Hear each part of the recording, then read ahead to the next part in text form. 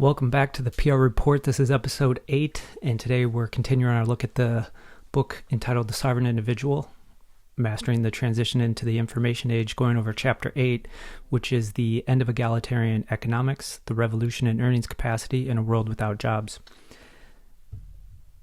What do they mean by egalitarian economics? So I looked up some terms just to do a refresher review, see what they mean by egalitarian. It's defined as relating to or believing in the principle that all people are equal and deserve equal rights and opportunities. That's just from the dictionary app on my operating system. And then from a web page sourced at Investopedia, egalitarianism is a philosophy based on equality, namely that all people are equal and deserve equal treatment in all things. So, sounds pretty good.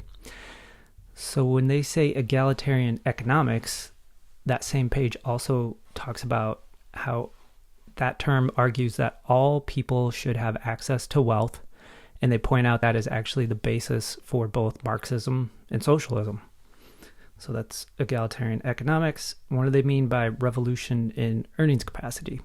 And earnings capacity is pretty much what it sounds like. It's what an individual or a person is able to learn. Whether or not they do actually earn that or not remains to be seen, but their capacity speaks to what they are able to pull in terms of income or revenue streams. And they say that the continuing transition into the information age will see a redistribution of wealth. What they're talking about here then is the end of egalitarian economics. So it's going to be the end, they're seeing the end of the nation state seizing wealth from its citizens and corporations and redistributing it in the form of social programs, handouts, and the like. And that because of the technological innovations that are happening in the information age, there's going to be a revolution in earnings capacity for the individuals.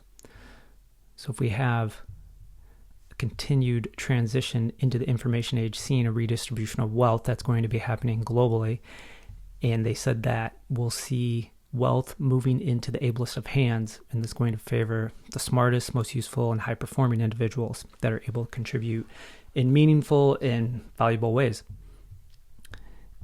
And again, this will benefit the highest skilled individuals the most.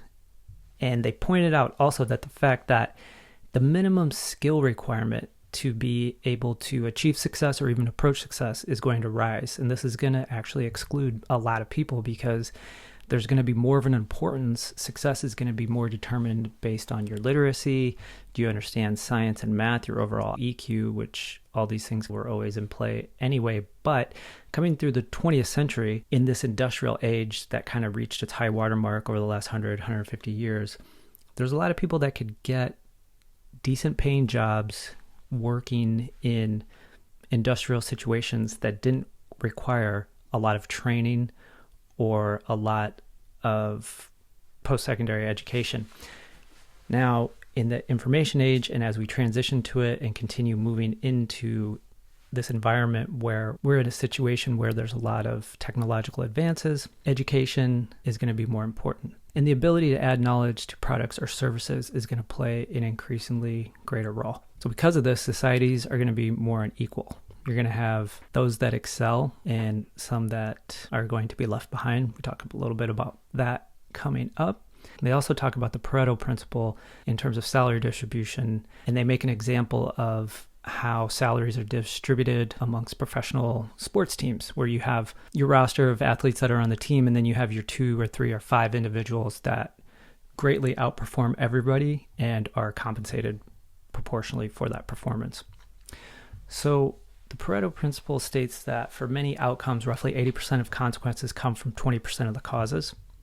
There's a link, I'll put it in the description from Wikipedia. And that's also known as the 80-20 principle.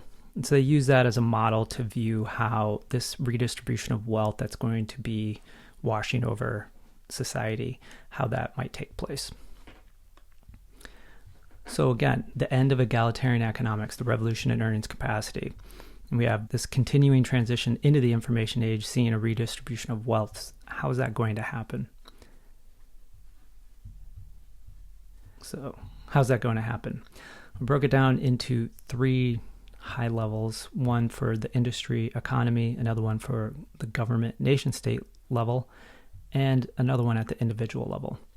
So for industry and economy, they dig into this pretty deeply into the book, and I tried to come up with a way to summarize it as succinct as possible. And the best way that I could do that was to think of it in terms of the dematerialization of industrial infrastructure.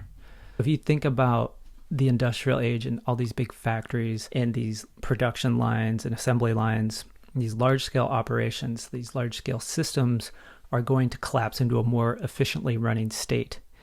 And if you think about what the production/output requirements for the industrial era were versus what they would be in the information age, there's a lot of things that change and a lot of things that are different.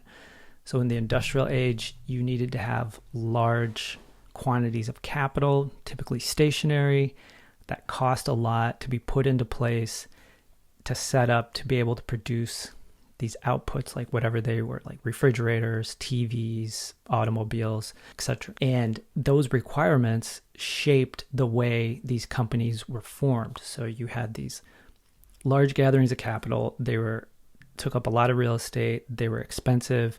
And then in order to operate with them and manage them, these large-scale corporate bureaucracies evolved around them so they could be able to operate, so they could manage them, so they could do all these things that these operations needed to do to produce their output.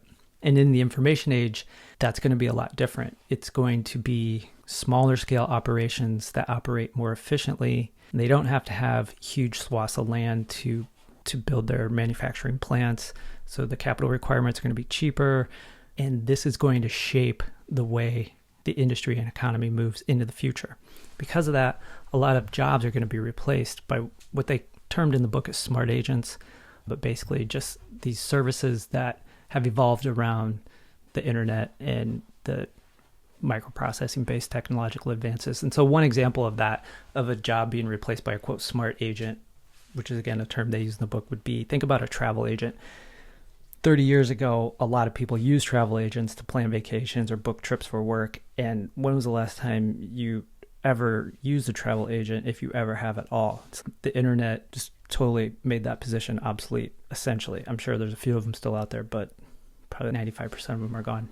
And then also think about everything you can look up today to do yourself and not have to hire a professional. And specifically, I'm thinking about YouTube. And if you own a house, you have stuff that breaks around your house, you just look it up and see real quick, oh, is this something I can fix? And a lot of the time it is, and you run to Home Depot or Menards or Lowe's or something and get a few parts and fix it. And you don't have to go out and hire a professional to do that. Now that's a huge change. And that's an example of adding value to an existing space that wasn't possible before. So these are just a couple examples of the way the economy is changing on the industrial level. Now, from a government, nation, state perspective, there's a quote from the book that says, political systems that grew up at a time when there were rising returns to violence must undergo wrenching adjustments. Now that efficiency is growing in importance relative to the magnitude of power commanded by a system, small, efficient sovereignties, which produce more protection for their customers at a lower cost, will be increasingly sustainable. For the individual, in the post-industrial era, jobs will be tasks you do, not something you have. So they talk a little bit about the ephemerality of careers and people, to an increasing degree, capable of creating significant economic value will be able to retain most of the value they create for themselves. That low-cost automated agents/services and support staff will be on the rise because these are cheaper. And that virtual corporations eliminate organizational slack because they can contract out these services to the most productive and efficient providers. Quote, good jobs, those things that paid people more than they were worth, those are the words of the author, it's not mine, will be a thing of the past. Permanence gives way to project or ephemeral organizations and entities. And those who contributed less but were paid well and able to skirt by will have a tougher time doing so.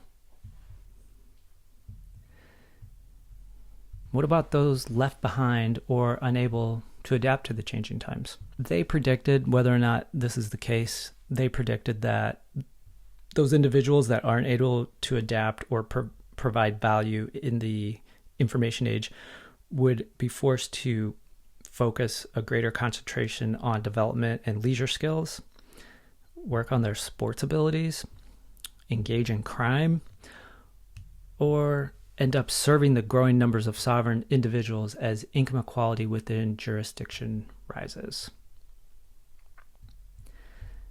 And as we explore next, whether these developments can or should proceed in the face of opposition from what they call, quote, legions of losers, those that are left behind, will be among the more important controversies of the information age.